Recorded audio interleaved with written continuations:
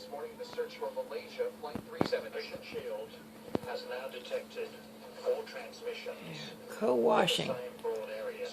There's the boy and the girl washing each other's fur. It's very cute. Yesterday's signals will assist in better defining a reduced and much more manageable search area on the ocean floor. Houston says now they need to identify wreckage visually to know for sure whether these signals come from the plane's black boxes. WNEW News Time, 7:04. The picket signs are up this morning outside Johns Hopkins Hospital. About 2,000 service employees